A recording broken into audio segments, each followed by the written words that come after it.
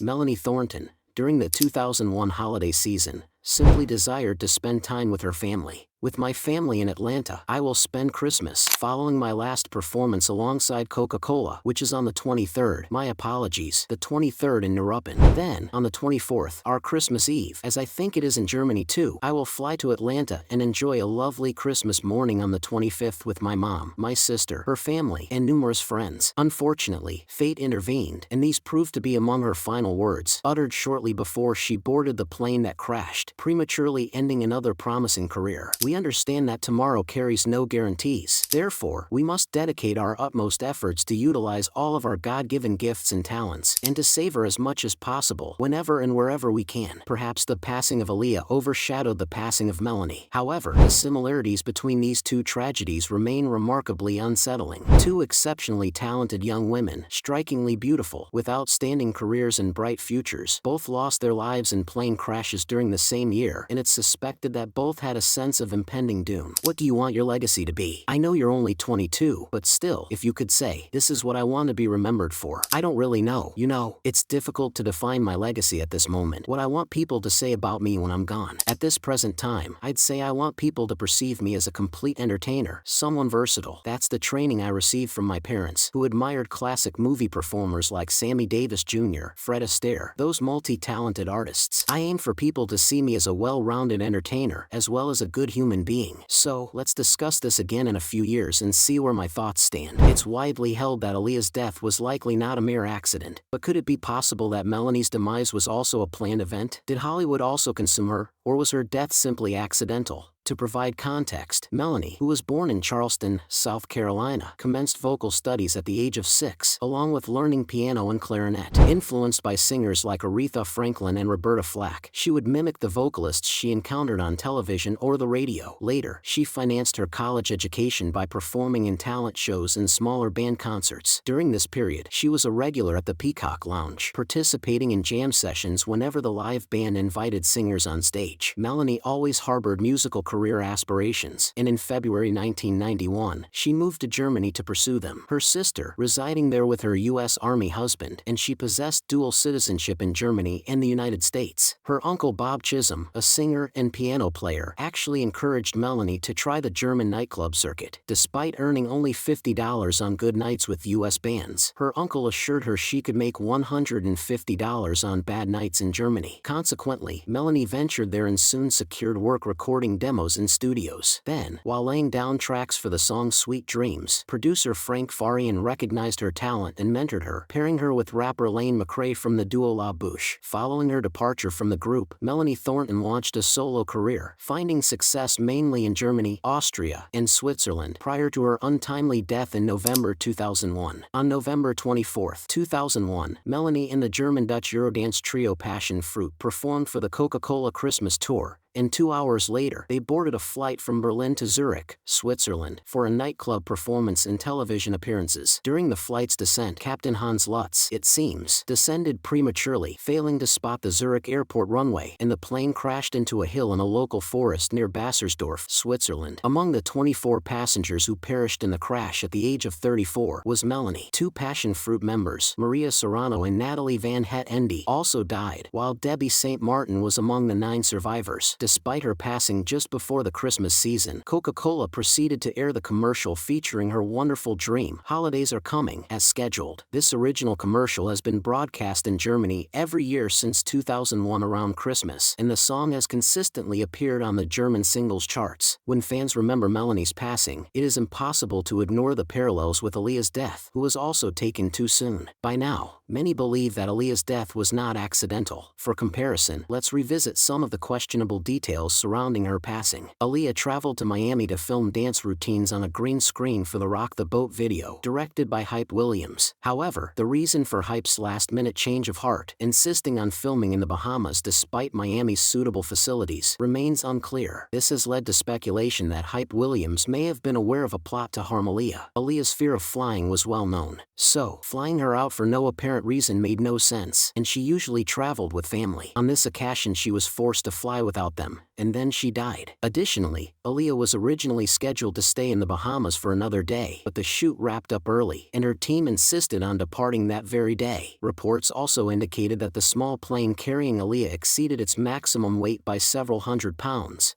making it more difficult to control in flight. Furthermore, the pilot reportedly falsified his license and was under the influence of alcohol and other substances during the accident. Some fans speculate that a smear campaign was launched against the pilot to divert attention from those who forced him to fly an overloaded plane. Most disturbingly, Aaliyah was allegedly unconscious when she boarded the plane. In her book, Baby Girl, better known as Aaliyah, Kathy Yandele recounts an incident involving Kingsley Russell, a 13-year-old who ran a taxi and hospitality business in the Abaco Islands. He was present when Aaliyah's stepmother drove her team to the airport for their return flight. Russell claims that Aaliyah refused to board the plane, citing its overweight status, and retreated to the taxi. She was then given a sleeping pill, fell into a deep sleep, and was carried onto the plane. Adding to the unease, Aaliyah gave an interview in Paris just weeks before her death, stating, "It's dark in my favorite dream. Someone is after me. I don't know why. I got fear. Then suddenly, I lift off. I fly away, far away. How do I feel now? It is like swimming in the air, free and without any weight. No one can reach me. No one can touch me. It's a wonderful feeling." Coincidentally, Melanie's final album was also titled Ready to Fly. People have also looked at Aaliyah's family with suspicion, because it seemed that older industry men preyed on her, and they seemed to do nothing about it. Speculation suggests her family, especially regarding R. Kelly's involvement,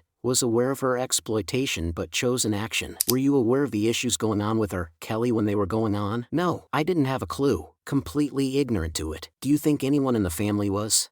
Yes. I think my sister knew a lot more than what we thought she knew. R. Kelly's exploitation of Aaliyah is well documented, with proof of their controversial and inappropriate relationship, including forced marriage and pregnancy, when she was underage. Disturbingly, Aaliyah's uncle, Barry Hankerson, introduced her to R. Kelly at the age of 12, and he received millions of dollars after her passing. When Aaliyah died, I was with Barry. When Aaliyah died for a wrongful death, he got paid $90 million for her death. Am I supposed to say that on TV? I assume I ain't got, so I was with him on the negotiations, you know what I'm saying. Furthermore, the conspiracy theory exists that industry figures like Jay-Z contributed to Aaliyah's demise, paving the way for Beyoncé's ascent. Allegedly, his inability to win Aaliyah's affections led to an obsession with her removal, thus creating a space for Beyoncé's reign. It wasn't this all around the time when Aaliyah died, and Beyoncé's solo career was struggling. Jam on Your Now. That record from the Austin Power was some of the worst ever. They were having a hard time taking her solo, and then Aaliyah died.